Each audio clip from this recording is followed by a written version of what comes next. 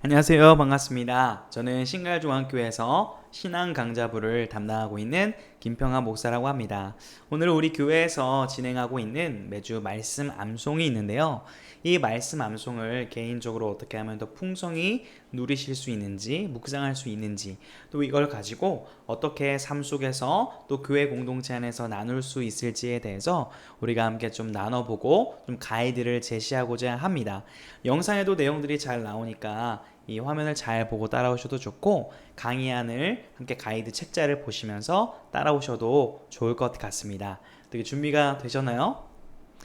저는 이 영상을 또 교육을 준비하고 시작하면서 이 영상을 클릭했다는 것 자체가 하나님의 말씀을 조금이라도 더 알아가고 배우고 싶은 마음으로 오신 정말 하나님을 사랑하는 귀한 분들이라는 생각이 듭니다. 그런 의미에서 주님의 이름으로 환영하고 축복하고요.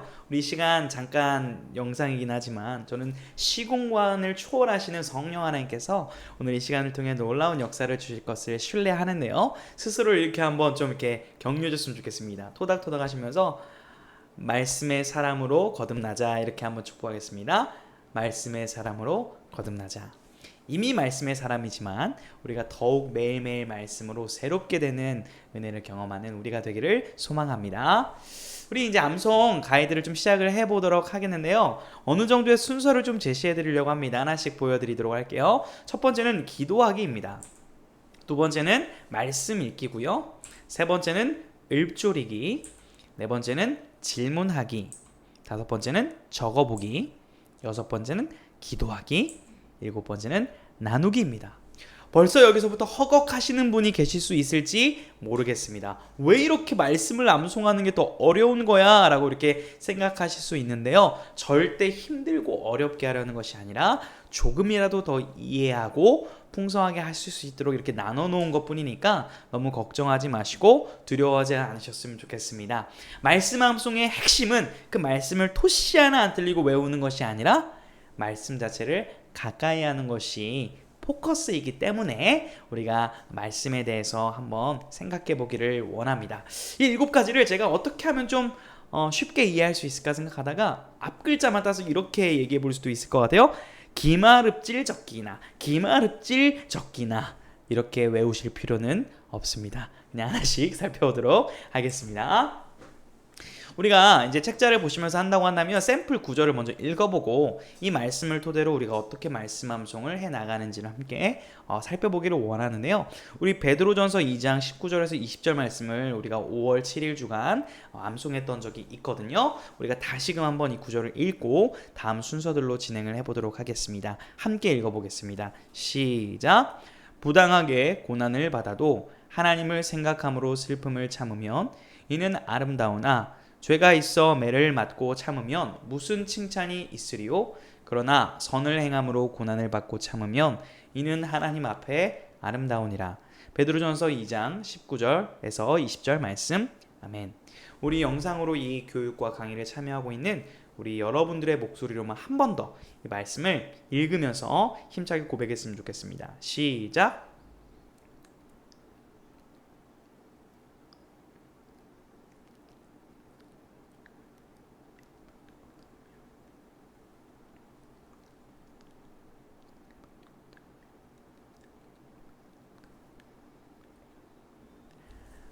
아멘. 네, 다 읽어주셨죠? 감사드립니다. 우리 첫 번째 기도하기에 대해서 살펴보도록 하겠는데요. 이 기도한다는 거 너무나 당연하고 간단하고 기본적인 것 같지만 우리가 생각보다 말씀을 이렇게 볼 때 말씀을 보기 전에 기도를 하고 말씀을 보는 것과 기도를 하지 않고 말씀을 보는 것은 엄청난 차이를 가져온다는 사실을 우리가 기억해야 할 것입니다. 꼭 풍성하게 깊게 오래는 아니더라도 잠시라도 진심으로 기도가 가능하거든요. 샘플로 예를 들어보면 이렇게만 짧게 기도할 수도 있습니다. 주여 내 눈을 열어 말씀의 새로운 것들을 발견하게 하소서. 주의 뜻을 깨닫고 분별하게 하소서. 이렇게 짧게 기도하고 말씀을 읽을 수도 있고요. 또 이 예시 외에도 나의 언어로 충분히 기도하시고 충분히 풍성한 기도를 한 다음 말씀을 읽으셔도 무방합니다. 이 시점 됐을 때 기도하기를 제가 강조했을 때 눈치채신 분이 계신가요? 시작할 때 기도를 하지 않았었습니다. 기도하기에 대한 부분을 다룬 다음에 지금 이 시간 잠깐 저도 기도하고 강의를 이어나가려고 하는데요. 제가 잠깐 짧게 기도하겠습니다. 하나님, 우리가 이 시간 말씀 암송 가이드를 살펴보고 있습니다. 말씀을 살필 때에 우리의 생각과 우리의 뜻과 방법대로 하는 것이 아니라 조금 더 하나님께서 원하시는 성경적 원리대로 말씀을 이해하고 읊조리고 암송할 때 이 말씀이 내 삶을 지킴을 경험해 나갈 수 있는 우리 모든 신갈중학교의 성도님들 될 수 있도록 성령 하나님 이 시간 조명하여 주시고 깨닫게 하여 주시고 은혜를 더하여 주옵소서.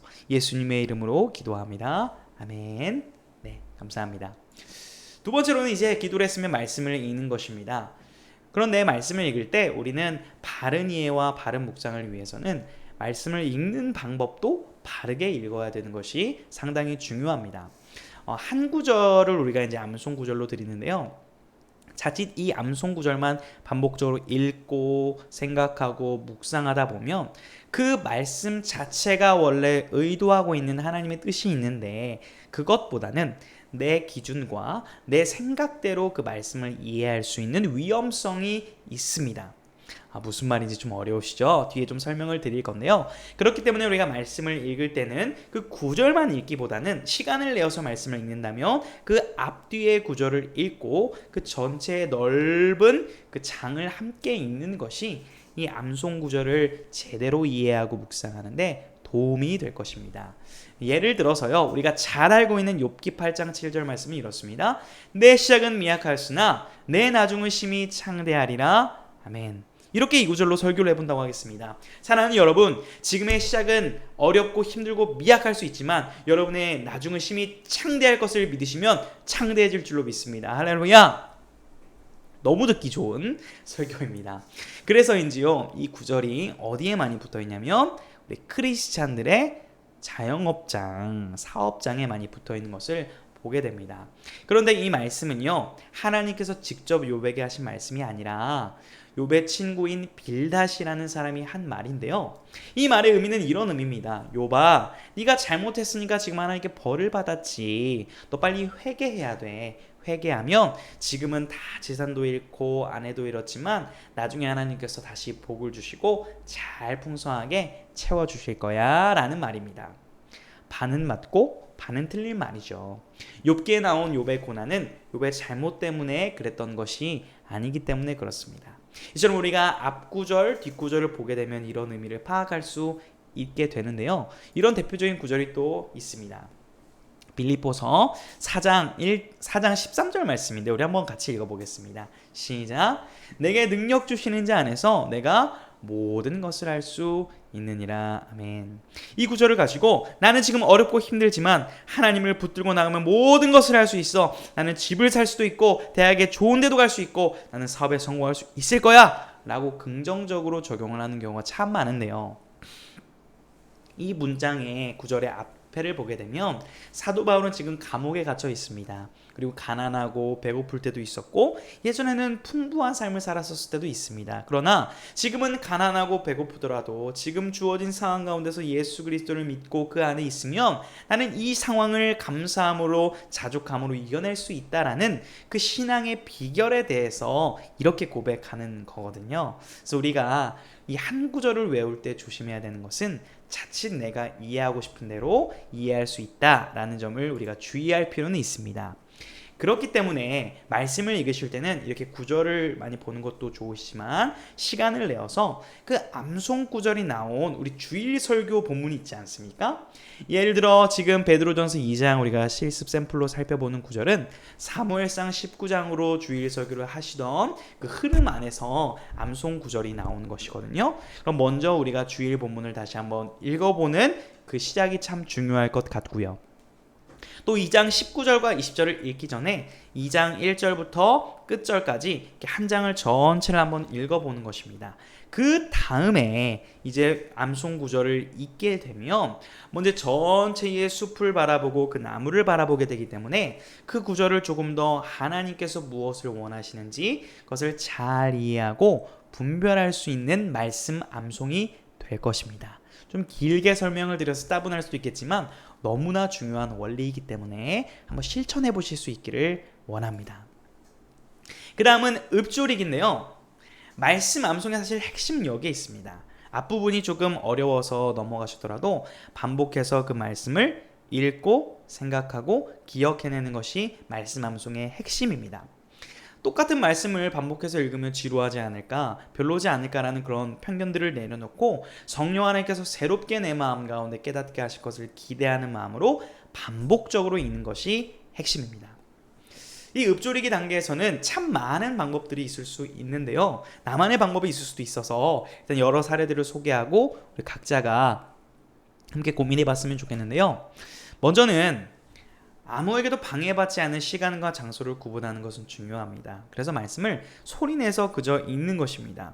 밤에 자기 전에 침대에서라든지 이렇게 말씀을 피고 부당하게 고난을 받아도 하나님을 생각함으로 슬픔을 참으면 이는 아름다우나 이렇게 소리를 내어서 말씀을 반복적으로 읽는 방법도 있겠고요. 또는 우리가 지금 공동체가 같이 하고 있는 것 중 하나가 핸드폰에 배경화면을 해놓고 이 핸드폰을 수시로 열 때마다 눈으로 읽든지 소리를 내어서 읽든지 이렇게 가까이 계속 말씀을 의식적으로 가까이 하는 것을 또한 우리가 읍조리기 하나의 행동으로 볼 수 있을 것입니다. 또 어떤 가정들은 집에 있는 그 식탁이나 또 화장실 앞에 우리가 자주 머물게 되는 그 장소에 이렇게 글씨를 쓰거나 프린트를 해서 붙여놔서 그 말씀을 이렇게 한번 읽어본다든지 이렇게 반복적으로 말씀을 가까이 하는 행동들을 할 수가 있고요. 또 하루의 일과를 마무리하는 이 말씀의 문화, 말씀의 패턴을 만드는 그런 좋은 방법도 있을 텐데요. 온 가족이 뭐 밤 10시, 11시에 모여서 우리 하루를 이제 마무리하자라고 해서 길게 하면 아이들이 힘들어하니까요. 이 암송 구절 딱 3번에서 뭐 5번 정도 같이 읽고 함께 주기도를 드린다든지 하루에 감사했던 얘기를 나눈다든지 짧은 기도로 마무리한다든지 이 말씀 암송을 온 가족이 함께 활용해서 하루를 말씀으로 암송하고 읍조리는 것으로 마무리하는 그런 거룩한 가정 예배 문화, 가족 영적 문화를 만들어갈 수 있는데도 이 읍조리기를 활용해 볼 수 있을 것 같습니다. 또 개인적으로는 이렇게 필리스하는 것이 큰 은혜가 되신다는 분들도 많이 계셔서 직접 손으로 말씀을 이렇게 짧은 구절이니까 천천히 말씀을 쓰면서 음미하면서 그 말씀을 내 심령에 마음판에 새기는 것도 읍조리기 한 일환이라고 볼 수 있겠습니다. 이렇게 좀 과정들을 반복을 하다가 말씀이 좀 익숙해지신 분들이 있다면 말씀을 이렇게 천천히 단어별로 끊어서 한번 생각을 해보는 것도 읍조리기에 좋은 방법이 될 수 있습니다. 예를 들면 부당하게 고난을 받아도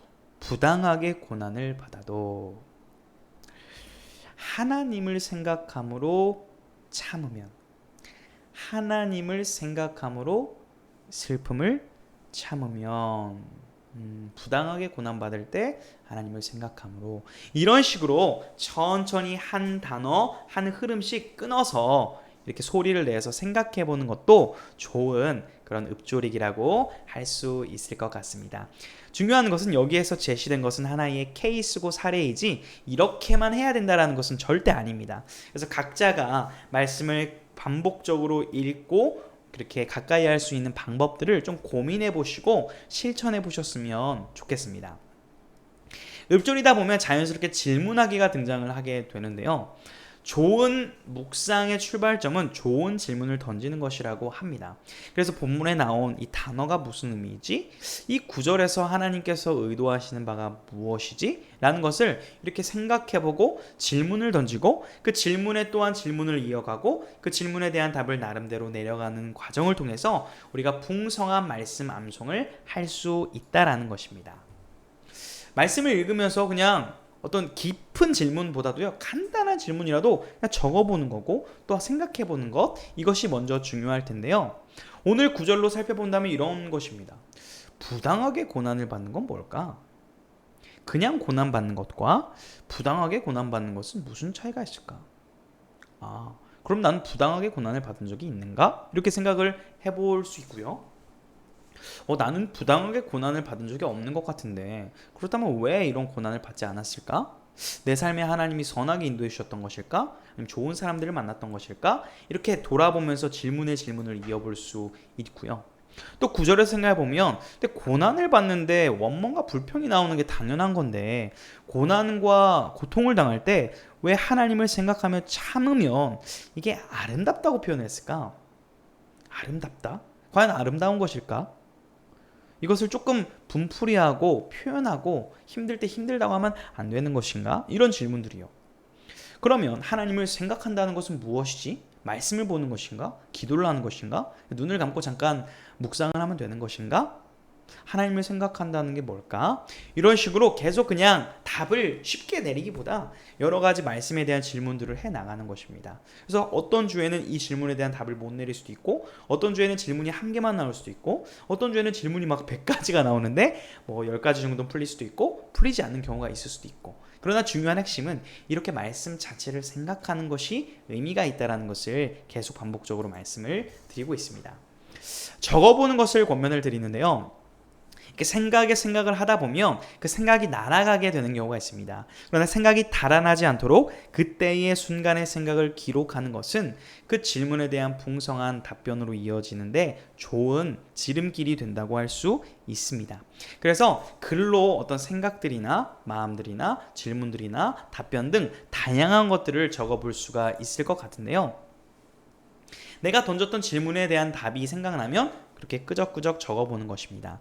고난을 받아도 하나님을 생각하고 참는 것이 아름답다 했는데 그것이 왜 아름다울까라는 질문을 던지다가 그것에 대한 말씀을 통한 답변을 주신다고 한다면 이래서 하나님이 고난을 받을 때 하나님을 생각하는 것이 유익이고 아름답다고 한 것이구나 하고 이렇게 쓱 적어볼 수 있고요. 어떤 주에는 이러한 답이 해결되지 않는 때가 있습니다. 너무 어려워서 질문이 답을 내릴 수는 없을 때는 실천적인 측면을 적으셔도 됩니다. 이런 거죠. 저번 주에 회사에서 진짜 상사가 말도 안 되는 일로 내 마음을 어렵게 한 겁니다.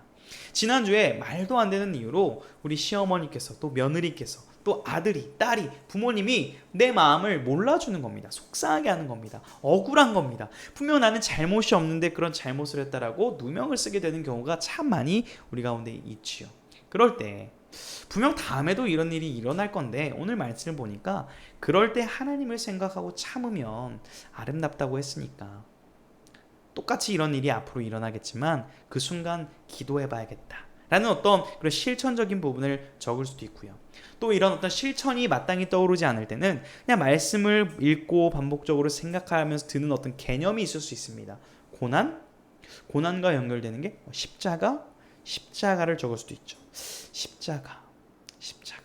그저 어떤 답을 내리기보다 어떤 풍성한 질문을 하기보다 그 말씀을 가까이 하고 읊조릴 때 들 수 있는 성령님이 주시는 어떤 중요한 하나의 단어나 개념이 있더라고 한다면 그것을 적어두고 그저 그것을 읊조리는 것만으로도 충분히 우리 삶에 하나님을 가까이 하는 좋은 방편이 될 수 있을 거라고 생각을 합니다. 6번째 순서에 기도하기를 넣었습니다. 말씀을 이렇게 암송을 하고 적어보고 실천을 해야지 결단하고 나서 자칫하면 이것이 매주 해야 되는 숙제처럼 느껴질 수도 있을 것 같습니다. 그러나 이 기도를 한다는 것은 우리가 말씀을 읊조리고 묵상한 것이 하나의 지식을 쌓아가고 숙제를 치러내는 개념이 아니라 이 말씀이 오늘 하루 또 일주일간의 내 삶에 영향을 미치고 말씀이 나를 지켜주시고 통치하실 수 있도록 기도로 시작했고 기도로 마무리하는 것을 의미하고 있습니다. 그런데 이 기도를 딱 했으니까 이번 주 말씀 암송 끝이 아니라 이 기도를 하고 나서 다시 말씀을 읊조리는 자리로 나아가서 이전에 알지 못했던 또 새로운 은혜들을 깨닫게 해주실 것을 기대하고 감사하는 마음으로 또 기도할 수 있어야 할 것입니다. 이렇게 기도할 수 있겠죠. 예를 들어 하나님, 이 말씀이 지식으로 머무르지 않게 하여 주시옵소서. 이 말씀이 제 삶을 다스리기를 원합니다. 우리가 어떤 것을 선택하는 그 순간순간마다 말씀의 가치, 말씀을 선택하고 따를 수 있도록 도와주옵소서. 예수님 이름으로 기도합니다. 아멘. 이렇게 기도를 하고 근데 다시 말씀을 보고 싶어 그래서 다시 처음으로 돌아갈 수도 있는 것입니다. 우리가 이렇게 말씀을 개인적으로 묵상했다면 우리 공동체가 함께 말씀을 암송하고 있기 때문에 나눌 때 더 풍성해진다고 우리는 고백하고 그렇게 믿습니다. 왜냐하면 나는 이렇게 생각했는데 누군가는 저 말씀을 똑같은 묵상을 하면서 저렇게 생각하는 것을 다각도로 들을 수 있고, 하나님께서 저 사람의 삶 가운데 저렇게 역사하셨구나라는 것을 서로 함께 나누며 하나님의 그 풍성한 은혜를 배로 누릴 수 있기 때문에 그렇습니다. 그래서 가족들과 배우자들과 또 자녀들과 같은 그 구절을 한 주간 집에서 나눌 수도 있고, 또 우리 교회 사랑방 모임에서 또 어떤 봉사부서 모임에서 이것들을 또 나눌 수가 있는 것입니다. 그런데 많은 경우 참 이 나눔이 어렵다고 하시는 것을 이제 보게 됩니다. 그래서 어떻게 좀 나눌 수 있을까, 그 하나의 여러 가지 방법이 있겠지만 그 중에 한 가지의 또 좋은 방법을 오늘 소개하고자 합니다. 3C를 활용하는 방법인데요. 3C가 무엇이냐면 컨텍스트, 상황입니다. 내 상황이 어떠한가. 챌린지, 도전된 것, 내 마음에 찔림이 있었던 것. change, 어떻게 그 말씀이 나에게 영향을 주었는가, 변화되었는가를 나누는 겁니다. 베드로전서 2장 말씀을 통해서 이것을 예로 들어보면요, 상황적으로는 이렇게 우리가 나눠볼 수 있겠죠. 저는 요즘에 크리스찬으로 사는 게 참 억울하고 부당하다는 생각을 해보았습니다. 누군가가 직장에서 저에게 화를 낼 때, 또 가족이 저에게 화를 낼 때 나는 참아야 되고, 또 교회를 다닌다는 이유로 부정적인 소리를 듣고 차별받기도 하는 게 참 억울한 게 요즘에 제 마음입니다 라고 내 마음과 상황을 나눌 수가 있고요. 그런데 이 말씀을 보다 보니까 이런 상황 속에서 이런 마음 가운데 하나님을 생각하고 예수님의 그 십자가의 고난을 묵상하는 것 자체가 아름답다라고 말씀에 기록되었더라고요. 주님도 우리를 위해 십자가를 지실 때 참 고난을 참으시고 선한 행동을 하셨는데, 이것을 생각할 때 참 뭉클하고 눈물이 났습니다. 저도 다시 그런 상황이 올 때 주님을 생각해 보려고 합니다 라고 그 말씀이 내게 어떤 도전을 주었는지, 찔림을 주었는지를 나누는 것입니다. 그런데 이 말씀을 읽다 보니까, 이 말씀을 또 써보고 또 핸드폰 배경화면을 통해서 반복적으로 읽다 보니까 여전히 억울하고 누명을 쓰는 상황은 바뀌지 않았지만 하나님과 제가 더 가까워지는 그런 기분이 들었습니다. 그러면서 예수님의 그 십자가의 고난과 고통의 의미가 새롭게 와닿았고, 주님의 사랑 가운데 더욱 상황은 억울했지만 제 마음이 감사하고 기쁨을 경험하는 그 마음의 변화를 이번 주간 경험했습니다. 이렇게 나눌 수 있는 것이죠. 하나의 예를 소개해 주셨는데 이것을 꼭 순서대로 다 알맞게 나눌 필요는 없고요. 이런 상황이었는데 이런 도전이 되었습니다. 변화는 굳이 안 나누셔도 되고, 제가 이 말씀에 이렇게 도전을 받아서 이렇게 변화를 받았습니다 하면서 내 상황을 아직 다 좀 오픈하는 것이 좀 그렇다면 그 말씀의 도전과 변화에 대한 부분만 말씀 나누셔도 괜찮습니다. 그래서 나눔을 할 때 이렇게 나눌 수도 있구나라는 하나의 방법을 잘 한번 이 순서대로 적어 보셔서 그것을 우리 공동체 안에서 나눌 때에 하나님께서 더 크신 은혜를 부어주시리라 믿습니다. 순서를 정리하겠습니다. 처음에 시간을 내어서 우리가 이것을 묵상할 때 기도하고 또 말씀을 읽고요. 그 말씀을 반복해서 읊조리는 것입니다. 그리고 그 가운데 자연스럽게 질문을 하게 되고 그 질문에 관련된 내용들을 적어보는 것입니다. 그 적은 내용을 가지고 다시금 기도하고 다시금 읊조리고 다시금 적어보고, 이 순서가 사실은 어떤 딱딱 떨어지는 것이 아니라 순환적으로 계속 이어지는 것이죠. 그 가운데 이것을 나누면서 또 풍성한 은혜를 누리게 되는 것입니다. 권면의 말씀을 드리겠습니다. 이것을 모든 순간 매주마다 꼭 절차대로 해야 되는 것은 아닙니다. 하나 이것을 숙제로 율법처럼 드리고 싶지는 않습니다. 그래서 억지로 의무적으로만 해야 된다면 사실 이 순서를 조금만 배제하셔도 괜찮은데, 중점적으로 해야 될 부분은 반복적으로 읽는 읊조리기와 질문하기입니다. 그래서 매주 이렇게 하면 좋지만 이것이 하기 좀 어렵다고 한다면 그래도 말씀을 가까이 있는 것 자체를 해 주시기를 부탁을 드리겠습니다. 또한 핸드폰 배경화면에 해놓고 자주 보는 것, 이거 실천해 주신 것 굉장히 감사한 일인데요. 가능하시다면 일주일에 이틀에서 3일 정도, 또 최소한 1회 정도는 이 시간을 조금 내어서 앞에 소개해드린 순서대로 한번 말씀을 진득하게 읽고 암송하고 묵상한다면 더 풍성한 은혜를 누리실 수 있을 것 같습니다.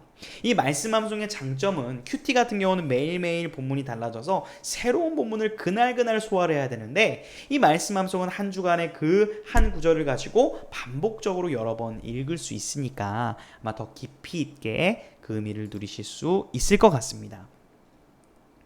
이 말씀을 이렇게 암송하고요, 질문을 던지고 이렇게 적어보는 과정 중에 잘 질문에 대한 답이 해결되지 않고 이해가 되지 않는다고 한다면, 아까 말씀드렸다시피 주일 설교 본문과 설교 말씀에서 그 흐름 안에 나온 암송 구절이니까 설교 말씀을 교회 유튜브에서 다시 보시면서 그 내 질문들과 고민과 생각들을 하나님 말씀이 선포되는 설교를 통하여 다시 한번 돌아보는 것도 좋은 방법이라고 저는 생각이 됩니다. 그리고 다시 한번 말씀드리지만 이 말씀 방송의 본질은, 제가 소개해드린 순서는 이렇게 좀 어려워하시는 분들이 이렇게 한번 따라해보면서 노력해보면서 할 수 있도록 위한 가이드지, 그거 자체를 무조건 지켜야 되는 것은 아닙니다. 중요한 것은 말씀을 가까이 하고 읊조리는 가운데 하나님의 마음과 하나님의 뜻을 알아가게 되고, 또 내가 그것을 가까이 하려는 그 노력과 그 자세가 중요한 것임을 다시 한번 말씀을 드립니다. 그리고 나눔에 있어서 어려워하시는 분들, 특별히 이렇게 말하는 것이 좀 어렵다고 하시는 분들은 이렇게 나눔할 때 들었던 생각, 내 실행, 또 아니면 어떤 단어, 아니면 내가 생각했던 질문들을 그냥 이렇게 글을 읽어주세요. 그래서 질문을 이렇게 읽어주시면 답을 내리지 않아도 그 답을 사랑방 공동체에서 함께 내릴 수도 있는 것이니까요. 그래서 적었던 내용들을 그냥 저는 이렇게 적어봤습니다, 이렇게 그냥 읽어주시기만 해도 풍성한 나눔의 시작점이 될 수 있습니다. 그래서 그렇게 좀 나눔까지도 해야겠다라고 이 강의를 들으시는 분들은 결단해 주시기를 부탁을 드려보겠습니다. 긴 시간 부족한 강의 들어주셔서 감사드리고요. 이 신갈중학교의 말씀 암송을 통해서 우리 교회가 더욱 말씀으로 흥왕하고 하나님의 말씀을 옳게 분별하여 이 진리의 말씀을 주님 다시 오시는 그날까지 사수하고 증거하는 그런 말씀 공동체가 되기를 간절히 소망합니다. 제가 짧게 기도하고 마치겠습니다. 하나님, 우리의 교회 가운데 하나님의 말씀을 주시니 감사합니다. 우리가 매주 하나님의 말씀을 가까이 하고 읊조리는 가운데 우리가 이전에 알았던 지식이 아니라 오늘 나를 새롭게 하시는 진리의 말씀을 경험하는 우리 한 분 한 분 성도님들 되게 하여 주시고, 그 말씀이 우리 삶을 지키신다는 것을 경험하며 그 간증과 고백들이 넘쳐날 수 있는 우리 교회 될 수 있도록 말씀이 흥황하는 역사를 주님 허락하여 주옵소서. 감사드리며 예수님의 이름으로 기도드리옵나이다. 아멘. 네, 감사합니다.